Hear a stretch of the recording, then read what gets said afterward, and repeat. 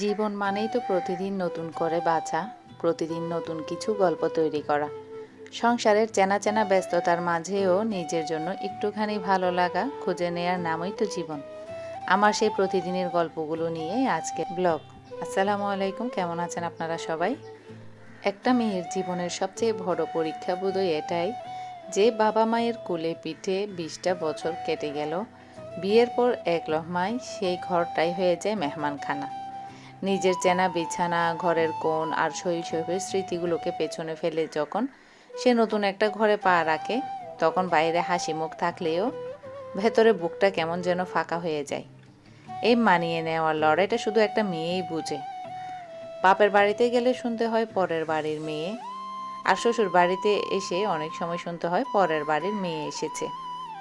নিজের বলতে আসলে কোন বাড়িটা?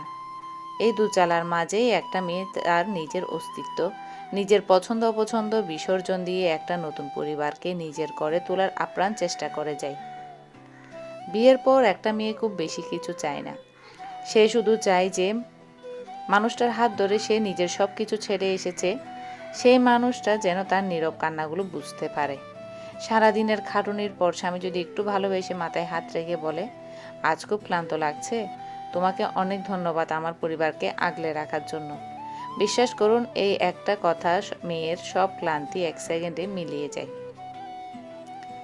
বিয়ে মানে কেবল কিছু হারিয়ে ফেলা নয়, বিয়ে মানে নিজেকে নতুনভাবে আবিষ্কার করা। একটা মেয়ে তার ভেতরে সমস্ত শক্তি দিয়ে একটা নতুন সংসার গড়ে তোলে। সে একাধারে স্ত্রী, পুত্রবধূ এবং পরবর্তীতে মা হয়ে ওঠে। নিজের সুখগুলোকে অন্যের হাসির মাঝে বিলিয়ে দেওয়ার মাঝেই সে তার জীবনের আসল সার্থকতা খুঁজে পায়। অনেকে মনে করেন কিচেন পরিষ্কার করা মানেই তো শুধু খাটুনি, কিন্তু আমার কাছে এলোমেলো কিচেনটাকে একে একে গুছিয়ে ফেলা আর চেরি দাগগুলো ঘষে ঘষে তুলে ফেলার মাঝে অন্যরকম এক মানসিক শান্তি কাজ করে। মনে হয় কিচেনের ময়লার সাথে সাথে মনের ভেতর জমে থাকা সারাদিনের ক্লান্তি আর নেতিবাচকতাগুলোও যেন ধুয়ে মুছে পরিষ্কার হয়ে যাচ্ছে। এখানে আমি মাছ ফ্রাই করে নিচ্ছি। এটা যেহেতু কাটা মাছ, একটু ফ্রাই করলে ভালো লাগে, মচমচে করে একেবারে। আমার খুবই পছন্দ এটা। তার এখানে আমি মুরগিটা আজকে একটু ভিন্নভাবে রান্না করব। প্রতিদিন তো অন্যরকম মানে রান্না করি। তো আজকে ভাবলাম একটু এখানে আগে ফ্রাই করে নিব, হোল ফ্রাই করে তারপরে এটাকে আমি ভুনা করে নিব। এভাবে করে বাচ্চারাও খুব বেশি পছন্দ করে, তাই আমি এভাবে মুরগিটা আজকে রান্না করে নিচ্ছিলাম। পরিবারের সবার পছন্দ অনুযায়ী রান্না করার মাঝে যে কী শান্তি আছে, আর সবাই খাওয়ার পর যখন খুবই প্রশংসা করে তখন সারাদিনের ক্লান্তি একেবারে মুছে যায়। তো এখানে আমি চিচিঙ্গা ভাজি করে নিচ্ছি, আর এই তো মুরগিটাও রান্না শেষ। আর এইদিকে আমি করে নিব আলু কেটে নিচ্ছি, আর একটু মুরগির কলিজা ছিল, ওগুলো একটু ভুনা করে নিব। তো এই তো মাছ ফ্রাই একেবারে মুচমুচে করে ফ্রাই করে নিলাম। আর এখন আমি একটু করে নিচ্ছি চিকেন বল। তো এখানে আমি মুরগির বুকের মাংস নিয়ে নিলাম, 500 গ্রাম মতো হবে। তারপরে এখানে দিয়ে দিব 2 পিস পাউরুটি। চিকেন বল আর নাস্তা তো আসলে সবাই তৈরি করতে জানে, তো এখানে আমি আমার মতো করে এটা শেয়ার করছি আপনাদের সাথে। রসুন আদা বাটা দিয়ে দিলাম, কাঁচামরিচ দিয়ে দিচ্ছি, আর দিয়ে দিব সয়া সস এখানে পরিমাণ মতো 1 চামচ মতো। তারপর এটাকে ভালো করে ব্লেন্ড করে নিব।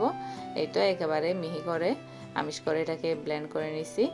একেবারে মিহি করে ব্লেন্ড করে নিয়ে এটাকে আমি একটা প্লেটে ট্রান্সফার করে নিব। আসলে এই ধরনের ফাস্ট ফুডগুলো বাচ্চারা খুব বেশি পছন্দ করে। বাইরে থেকে খাওয়ার চাইতে আমি ঘরেই তৈরি করাটা খুব বেশি প্রেফার করি। বাইরের ফাস্ট ফুডগুলো একটু যত চাই একটু অ্যাভয়েড করতে চাই আর কি, যত পারি। তো এখানে চিলি ফ্লেক্স আর একটু লবণ দিয়ে এটাকে হাতে তেল মেখে নিয়ে আমি বল বল শেপ দিয়ে নিব। তো এভাবে করে তৈরি করলে আসলে বাইরের জিনিস খাওয়া থেকেও বিরত থাকা যায়। বাচ্চারা যেহেতু এগুলো পছন্দ করে তাই ঘরেই তৈরি করে নিই। আমি যেহেতু একটা মিট বক্স তৈরি করব কয়েকদিন পরে, তো এর জন্য আমি এগুলোকে আজকে ফ্রোজেন করে রাখবো। তো মিট বক্সের জন্য যা যা লাগবে, মজরেলা চিজ আর সসেসটা আমি বাইরে থেকে নিয়ে আসব। তো বাসাতেই ফ্রেঞ্চ ফ্রাই, চিকেন বল আর সস মেয়োনিজগুলো তৈরি করে নিয়ে বাচ্চাদেরকে আমি ওটা বাসাতেই খেতে দিব। আসলে বাইরের জিনিসগুলো খেতে এখন খুব বেশি ভয় লাগে। তো আর যতটুকু পারি বাইরের জিনিস অ্যাভয়েড করাই ভালো। এই তো আমার চিকেন বল তৈরি হয়ে গেল। আমি এটাকে এখন ফ্রোজেন করে রাখবো। এটা যেদিন মিট বক্স তৈরি করব সেদিন বের করে এটাকে আমি সিদ্ধ করে নিব। সেদিন শেয়ার করবো আপনাদের সাথে। আল্লাহ হাফেজ।